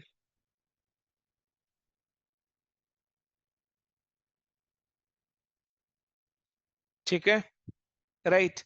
Then next question में देखो, फर्नीचर अकाउंट दिया हुआ है। फर्नीचर अकाउंट का ओपनिंग बैलेंस कितना है? 12,000। क्लोजिंग बैलेंस कितना है? 12,000। अब देखो, फर्नीचर अकाउंट से रिलेटेड कोई और एडिशनल इंफॉर्मेशन नीचे में दिया हुआ है क्या? जैसे कैश ट्रांजैक्शंस में फर्नीचर को लेकर कोई कैश ट्रांजैक्शन है, जैसे परचेज ऑफ फर्नीचर या फिर sale of furniture? Answer is no. Furniture को लेकर कोई भी कैश ट्रांजैक्शन नहीं है, ना परचेज ऑफ फर्नीचर है, ना सेल ऑफ फर्नीचर है। ना परचेज ऑफ फर्नीचर है, ना सेल ऑफ फर्नीचर है। फिर सिर्फ लास्ट में क्या दिया हुआ है? लास्ट का लाइन अगर पढ़ोगे, लास्ट में क्या दिया हुआ है? Depreciate furniture eight the rate of 10% per annum. Depreciate furniture eight the rate of 10% per annum. 12,000 का फर्नीचर पहले भी था, अभी भी है, राइट। ईयर के स्टार्टिंग में था, ईयर के एंड में भी है। तो ना फर्नीचर कोई परचेज हुआ, ना कोई नया फर्नीचर परचेज हुआ, ना कोई पुराना फर्नीचर अपने सेल किए। तो पहले जितना था उतना ही है। तो उस पर सिर्फ 10% का डेप्रिसिएशन कैलकुलेट करना है। यानी 12,000 पर 10% बोले तो 1,200, 1,200 का डेप्रिसिएशन कैलकुलेट करके उसको PL में लिख देना है, प्रॉफिट एंड लॉस अकाउंट में लिख देना है, टू डेप्रिसिएशन।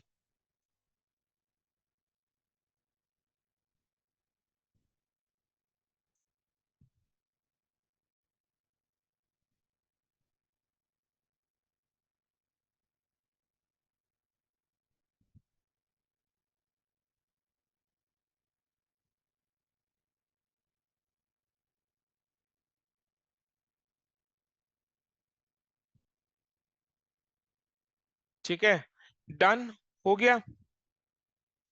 तो फर्नीचर का यूज कर लिया अपने। तो इंफॉर्मेशन ए में जो असेट्स एंड लायबिलिटीज का ओपनिंग डेट का बैलेंस एंड क्लोजिंग डेट का बैलेंस था, वो सारा अपने यूटिलाइज कर लिए, क्वेश्चन में था, सोल्यूशन में यूज कर लिए। Then cash transaction, receipts from debtors. B में देखो, cash transaction receipts from debtors 52,600, यानी डेटर से 52,600 अपने को रिसीव हुआ है। तो वो किधर जाएगा? डेटर्स अकाउंट के क्रेडिट साइड में जाएगा। बिकॉज डेटर से जब भी अपने को कोई भी अमाउंट रिसीव होता है, उसके लिए क्या एंट्री पास होता है? Cash account debit, because cash comes in to debtors account, because debtors are the giver. कितना? 52,600, 52,600।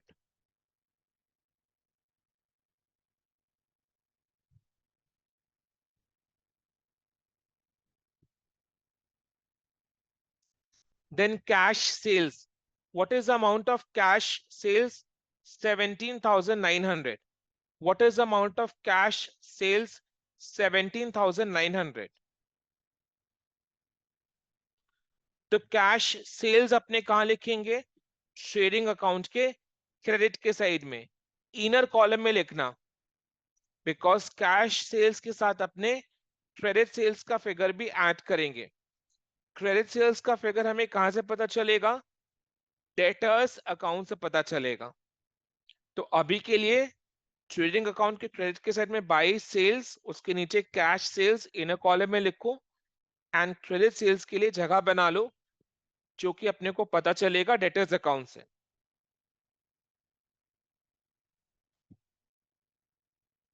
Then rent paid 5,800, rent paid 5,800, rent paid कहां जाएगा बोलो? प्रॉफिट एंड लॉस अकाउंट के डेबिट के साइड में, to rent 5,800।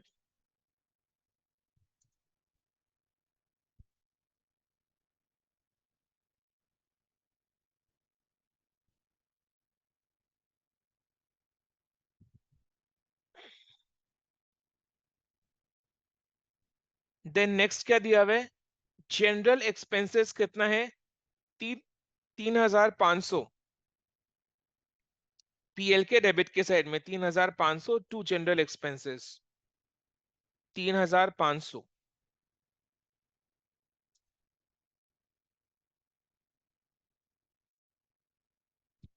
To general expenses.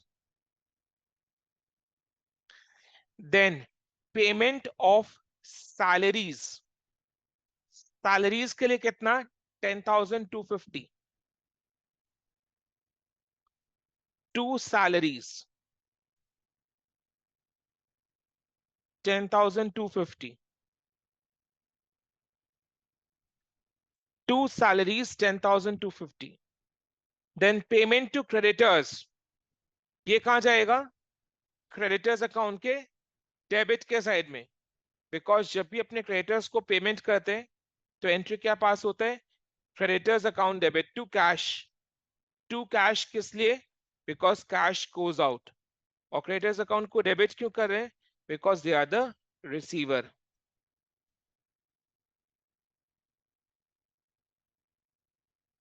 कितना? It is 46,000, 46,000।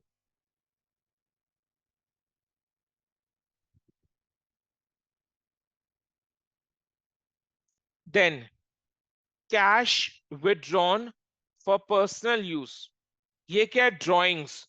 Drawings को अपने क्या करते हैं? ड्रॉइंग्स को अपने क्या करते हैं? ड्रॉइंग्स को अपने कैपिटल से लेस कैपिटल से करते हैं, लेस। लेस करते हैं।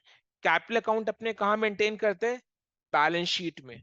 बट अपने को तो trading and profit and loss account ही सिर्फ प्रिपेयर करना है। So trading and profit and loss account में तो कैपिटल अकाउंट आता नहीं जिससे अपने ड्रॉइंग्स को लेस करेंगे। तो ये जो इंफॉर्मेशन दिया हुआ है वो बेकार का दिया हुआ है। ठीक है, ये जो इंफॉर्मेशन दिया हुआ है बेकार का दिया हुआ है, इसका कोई भी यूज नहीं है।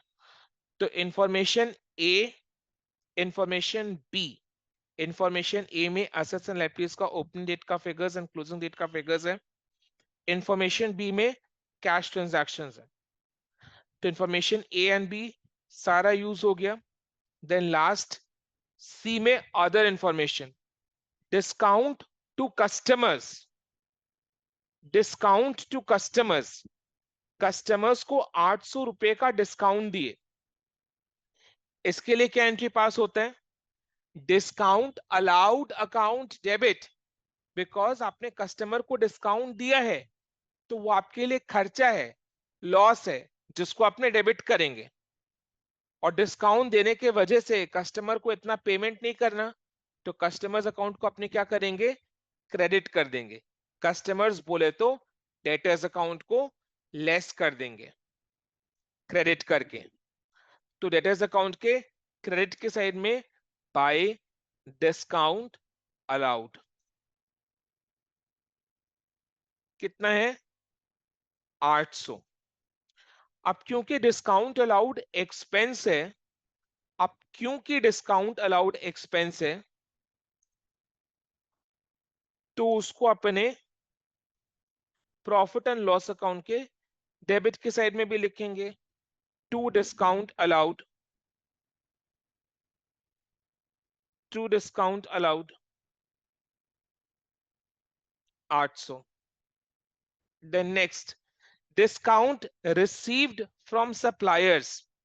सप्लायर्स यानी जिससे गुड्स अपने उधार में परचेज करते, यानी क्रेडिटर्स।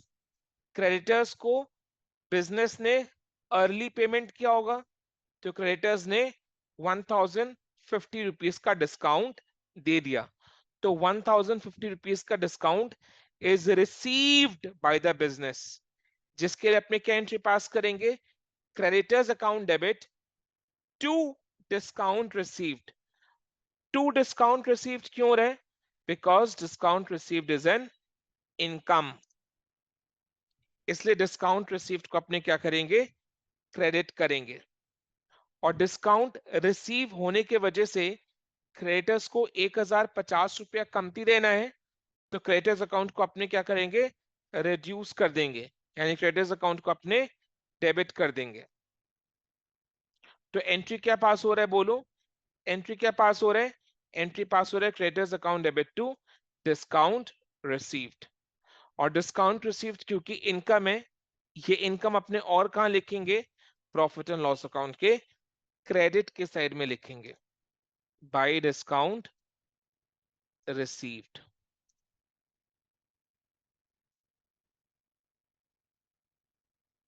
एक 1050, right. Then bills received during the year. This is bills receivable received during the year.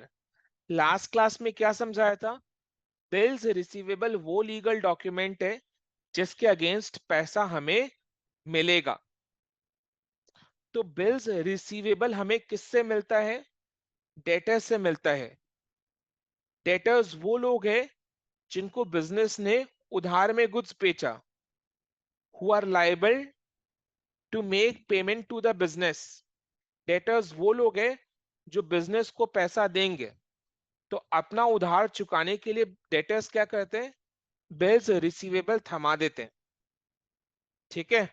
तो ये बिल्स रिसीवेबल किससे मिला, who is the giver, giver is debtors, debtors से मिला, so debtors are the giver, so debtors account को अपने क्या करेंगे, क्रेडिट करेंगे। और बिल इतना का बिल्स रिसीवेबल आया, इतना का बिल्स रिसीवेबल आया, तो बिल्स रिसीवेबल को अपने डेबिट करेंगे। Bills receivable is an asset, तो एंट्री क्या पास हुआ, bills receivable account debit to debtors, so debtors के क्रेडिट के साइड में by bills receivable.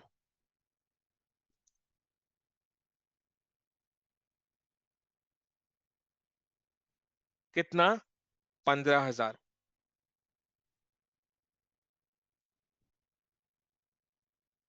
Next, bills accepted during the year. Bills accepted मतलब क्या, इतना बिल में आपने साइन किया। अपने कौन सा बिल में साइन करते हैं, बिल्स रिसीवेबल या बिल्स पेबल, बिल्स पेबल में साइन करते हैं। बिल्स एक्सेप्टेड मतलब क्या, जिस बिल में आपने साइन किया, तो अपने साइन कौन सा बिल में करते हैं, बिल्स रिसीवेबल या बिल्स पेबल में। बिल्स रिसीवेबल में तो अपने को पैसा मिलेगा ना, और बिल्स पेबल में अपने को पैसा देना है, बिल्स पेबल में अपने को पैसा देना है, तो जिसमें पैसा देना है उसी में अपने साइन करते हैं। तो अगर अपने साइन किया है किसी बिल में तो बिल्स पेबल है, तो बिल्स पेबल वो लीगल डॉक्यूमेंट है जिसके अगेंस्ट हमें पैसा पे करना है। तो बिल्स पेबल हम किसे देते हैं, क्रेडिटर्स को देते हैं, क्रेडिटर्स को साइन करके देते हैं, तो क्रेडिटर्स आर द रिसीवर, तो creditors account debit to bills payable, creditors account debit to bills payable, creditors account debit to bills payable, तो क्रेडिटर्स अकाउंट के डेबिट के साइड में to bills payable.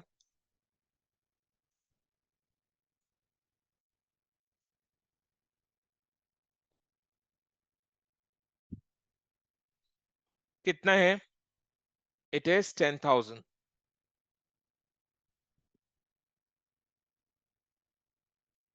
Done. Then depreciate furniture at 10% per annum, ये हो चुका है। Depreciation अपने calculate कर लेना, 12,000 का फर्नीचर था, उस पर 10% 1200, वो अपने पीएल के डेबिट में लिख भी चुके हैं। देन नेक्स्ट क्या है, and create a provision for doubtful debts on sundry debtors at the rate of 5%। Create a provision for doubtful debts at 5% on sundry debtors. Sundry debtors का जो क्लोजिंग बैलेंस है ना, क्लोजिंग बैलेंस है, sundry debtors का जो closing balance है, ये रहा क्लोजिंग बैलेंस। कितना क्लोजिंग बैलेंस है? 35,500। सन्ड्री डेटर्स का जो क्लोजिंग बैलेंस है ना 35,500, ठीक है, उसका 5%, उसका 5% डेटर्स हमें धोखा दे सकते हैं। सन्ड्री डेटर्स का जो क्लोजिंग बैलेंस है 35,500, उसका 5% हमें धोखा दे सकते हैं। दे सकते हैं, अभी तक दिया नहीं है। दे सकते हैं, अभी तक दिया नहीं है। So it is not a bad death. It is a possible bad death. It is not a bad death. It is a possible bad death. कि 35,500 का जो डेटर्स का बैलेंस है, बिकॉज ओपनिंग बैलेंस तो पुराना बात है, 18,000 तो एक साल पहले था। अभी कितना बैलेंस है? 35,500। तो उसका 5% डेटर्स अपने धोखा दे सकते हैं, दे सकते हैं। पॉसिबल बैड डेथ का लॉस हो सकता है। तो कोई भी लॉस की अगर हमें पॉसिबिलिटी दिखाई देती है, कोई भी लॉस की अगर अपने पॉसिबिलिटी दिखाई देती है, तो वो लॉस के लिए अपने क्या करते हैं? प्रोविजन क्रिएट करते हैं।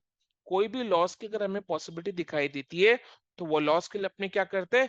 प्रोविजन क्रिएट करते हैं। प्रोविजन क्रिएट करने का क्या मतलब होता है? प्रोविजन क्रिएट करने का मतलब ये होता है कि प्रॉफिट में से एक certain amount of money set aside करके प्रोविजन अकाउंट में डाल दो। सो प्रॉफिट में से जब अपने एक certain amount of money set aside करते हैं, तो प्रॉफिट एंड लॉस अकाउंट को डेबिट करते हैं, और वो पैसा अपने कौन से अकाउंट में डाल रहे हैं? प्रोविजन अकाउंट में डाल रहे हैं। तो प्रोविजन अकाउंट को अपने क्या करेंगे? क्रेडिट करेंगे। प्रॉफिट एंड लॉस में से जब अपने पैसा को सेट असाइड करते हैं, तो प्रॉफिट एंड लॉस अकाउंट को डेबिट करते हैं, और ये अमाउंट को अपने क्या करेंगे? उसमें डालेंगे। यस और नो? प्रोविजन अकाउंट में डालेंगे, right? Because it's a possible loss. तो जब भी कोई लॉस की पॉसिबिलिटी दिखाई देती है, अपने उसके लिए प्रोविजन क्रिएट करता है। प्रोविजन क्रिएट करने का मतलब क्या? प्रॉफिट एंड लॉस में से एक अमाउंट सेट, एक सर्टेन अमाउंट ऑफ मनी को सेट असाइड करके सेपरेटली एक प्रोविजन अकाउंट में डाल देना। प्रॉफिट एंड लॉस अकाउंट में से अमाउंट को सेट असाइड करने का मतलब क्या? प्रॉफिट एंड लॉस अकाउंट को डेबिट करना, और उसको अपने प्रोविजन अकाउंट में डालेंगे। क्रेडिट कौन सा अकाउंट करेंगे? प्रोविजन अकाउंट को करेंगे। तो एंट्री क्या पास हो रहा है? Profit and loss account debit to provision for doubtful debts. Profit and loss account debit to provision for doubtful debts. So profit and loss account के डेबिट के साइड में to provision for doubtful debts. कितना amount? 35,500 का 5%। 35,500 का 5%।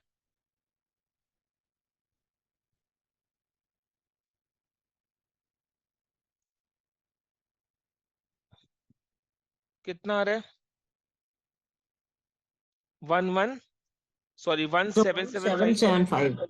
हाँ 1775, ठीक है, 1775। So provision for doubtful debts के लिए क्या एंट्री पास होता है? Profit and loss account debit to provision for doubtful debts, right? अपने कभी भी प्रोविजन अकाउंट को डेटर्स अकाउंट में नहीं डालते। प्रोविजन के लिए क्या एंट्री पास होता है? Profit and loss account debit to provision for doubtful debts. Provision for doubtful debts कभी भी डेटर्स अकाउंट में नहीं आता, बिकॉज ये एक्चुअल बैड डेथ नहीं है, ये पॉसिबल बैड डेथ है। ये एक्चुअल बैड डेथ नहीं है, एक्चुअली में डेटर्स से इतना का बैड डेथ नहीं हुआ। एक्चुअल बैड डेट नहीं, it is a possible bad date. Actually में इतना का डेटर्स ने पेमेंट नहीं किया, ऐसा नहीं है कि इतना का डेटर्स ने पेमेंट नहीं किया, ऐसा नहीं है। It is not actual bad date, it is a possible bad date. Clear? Okay, तो इसलिए डेटर्स अकाउंट में नहीं आएगा, ये डेटर्स अकाउंट से अलग है, ये डेटर्स अकाउंट से अलग है। समझ में आ रहा है? अगर अपने को बैलेंस शीट प्रिपेयर करने के लिए बोला होता तो बैलेंस शीट के असेट के साइड में अपने क्या लिखते? सन्डी डेटर्स, इनर कॉलम में 35,500 जो कि दिया हुआ इधर में 35,500 less provision for doubtful dates 1775, balance outer column में लिखते हैं। डेटर्स अकाउंट अलग अकाउंट है, प्रोविजन फॉर डाउटफुल डेट्स अलग अकाउंट है, बट इसको अपने क्या करते हैं, इन दोनों को अपने एसेट के साइड में माइनस करके दिखाते हैं। डेटर से प्रोविजन का अमाउंट माइनस करके दिखाते हैं। कहने का क्या मतलब है कि डेटर्स है तो 35,500 का, बट उसमें से 5% डेटर्स का चांसेस है कि वो हमें नेक्स्ट ईयर धोखा देंगे, जिसके लिए हम 1775 का प्रोविजन क्रिएट किए। तो डेटर्स से नेट में नेक्स्ट ईयर कितना अमाउंट मिलेगा? 35,500 माइनस 1775 विच इज 33,725, 33,725। तो वो अपने बैलेंस शीट के एसेट के साइड में दिखाते हैं, that is the net amount which can be possibly receive from the debtors. तो provision for doubtful debt is not actual bad debt, is a possible bad debt, कितना हो सकता है। तो इस तरीके से क्वेश्चन में जितना भी सारा इंफॉर्मेशन दिया हुआ था वो सारे इंफॉर्मेशन को हमने सॉल्यूशन में यूज कर लिया। अब नेक्स्ट स्टेप क्या है? Next step is working notes की जगह में टी शेप में जो लेजर अकाउंट अपने खोल के रखे हुए, आई थिंक दो ही लेजर अकाउंट खोल के रखा हुआ है, एक डेटर्स अकाउंट और एक क्रेडिटर्स अकाउंट। इन दोनों लेजर अकाउंट को अपने बैलेंस कर लेंगे। डेटर्स अकाउंट को बैलेंस करने पर क्या मिलेगा बोलो? डेबिट के साइड में एक बैलेंसिंग फिगर मिलेगा, डेबिट के साइड में एक बैलेंसिंग फिगर मिलेगा। कितना आ रहा है वो बैलेंसिंग फिगर? 85,900। डेटर्स को अपने डेबिट कब करते हैं? जब उनको हम क्रेडिट सेल्स करते हैं। तो डेटर्स को अपने डेबिट कब करते हैं? जब उन्हें हम क्रेडिट सेल्स करते हैं। डेटर्स को अपने डेबिट कब करते हैं? जब उन्हें हम क्रेडिट सेल्स करते हैं। तो डेटर्स को कितना का क्रेडिट सेल किया? 85,900, this is the balancing figure. ठीक है, इसको अपने कहां लिखेंगे? ट्रेडिंग अकाउंट के क्रेडिट की साइड में 85,900। कैश सेल्स के नीचे क्रेडिट सेल्स 85,900 लिखो, और दोनों सेल्स के फिगर को ऐड करके टोटल सेल्स आउटर कॉलम में निकाल के लिख दो। 1,03,800 is total sales.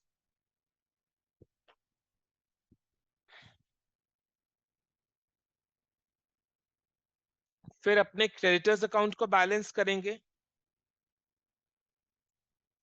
Creditors account को बैलेंस करके क्या फिगर निकलेगा? क्रेडिट के साइड में एक बैलेंसिंग फिगर आएगा, कितना का आ रहा है? 62,450। क्रेडिटर्स को अपने क्रेडिट कब करते हैं? क्रेडिट परचेजेस के टाइम करते हैं। एंट्री क्या पास होता है? Purchases account debit to creditors. So credit purchases का फिगर 62,450 अपने कहाँ लिखेंगे? ट्रेडिंग अकाउंट के डेबिट के साइड में टू परचेजेस। कितना आ रहा है?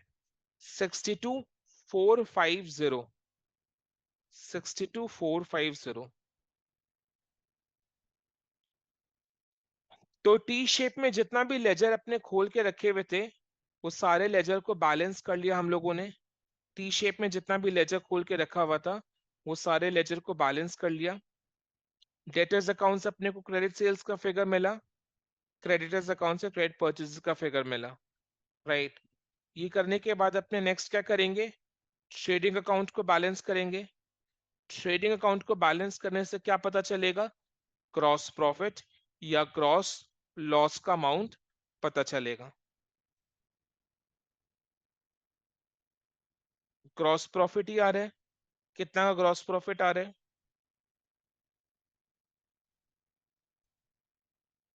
57,750 is the amount of gross profit.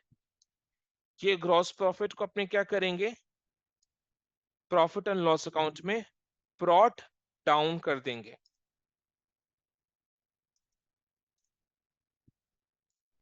By gross profit D by D, कितना 57,750। फिर प्रॉफिट एंड लॉस अकाउंट में आ जाओ, प्रॉफिट एंड लॉस अकाउंट में आ जाओ, प्रॉफिट एंड लॉस अकाउंट को बैलेंस करो।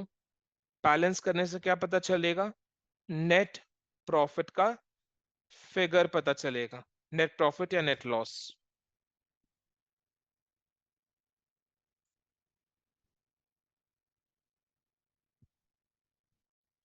कितना का नेट प्रॉफिट आ रहा है, 35,475, 35,475, जिसको अपने कैपिटल अकाउंट में ऐड करते हैं।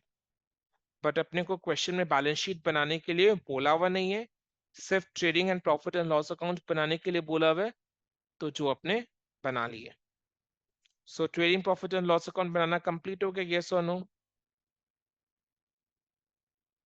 Done and dusted, yes clear, sir. Yes. कोई भी डाउट है इस क्वेश्चन में, कोई भी डाउट है इस चैप्टर में, नो सर। नहीं ना, right? Sir So with this we come to an end of single entry ka chapter.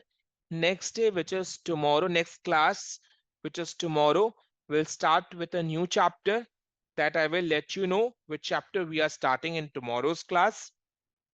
Possibly वो लॉस ऑफ स्टॉक का चैप्टर होगा, लॉस ऑफ स्टॉक इंश्योरेंस का चैप्टर, लॉस ऑफ स्टॉक, जिससे 10 mark का एक question exam में देता है, राइट।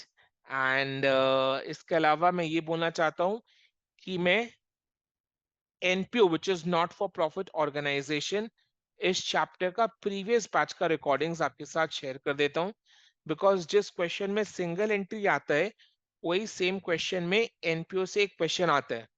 तो या आप सिंगल एंट्री का क्वेश्चन अटेम्प्ट करो या एनपीओ का क्वेश्चन अटेम्प्ट करो, दोनों में से कोई एक अटेम्प्ट करना है। सिंगल एंट्री का चैप्टर क्लास में करवा दिया, एनपीओ का रिकॉर्डिंग शेयर कर देता हूँ, राइट। दोनों ही चैप्टर्स इजी है, तो एक चैप्टर को आप करके जा सकते हो, एक चैप्टर को आप छोड़ के जा सकते हो, वो आपका लुकआउट है। जितना भी जो भी क्वेश्चंस मैं क्लास में करवा रहा हूँ, that is more than sufficient for you to answer the questions in the exam. इसके बियॉन्ड आपको कोई भी बुक या किसी भी दूसरे टीचर के स्टडी मटेरियल से क्वेश्चन सॉल्व करने की जरूरत एकदम भी नहीं है। Just have trust on me, right. उतना ही करो जितना मैं क्लास में करवा रहा हूँ। इसी नोट के साथ आज का क्लास अपने एंड करते हैं और कल फिर मिलते हैं। Tomorrow we are starting with the chapter loss of stock. Thank you so much and have a good day. Bye bye. Thank you sir. Bye sir. Welcome, bye bye. Bye.